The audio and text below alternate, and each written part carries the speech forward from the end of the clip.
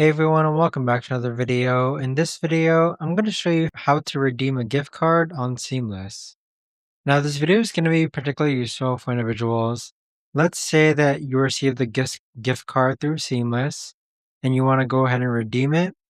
How do you actually go ahead about doing so? Now, this video is going to be short, sweet, and simple, guys. There's not going to be a lot of steps involved.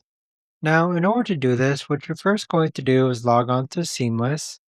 Next, click on Account on the bottom right hand. Afterwards, scroll up and then click on Gift Cards. Then click on Redeem a Gift Card. So on this page here is where you're going to enter your 17-character gift card code and then click on Add to My Account. But that right there, guys, is the best and easiest way that I know of to actually go ahead and redeem a gift card on the Seamless app. If you guys know of a better or easier way to actually do this, let me know in the comments down below. I would love to know. Thanks so much for watching everyone, and I'll see you guys all in the next video.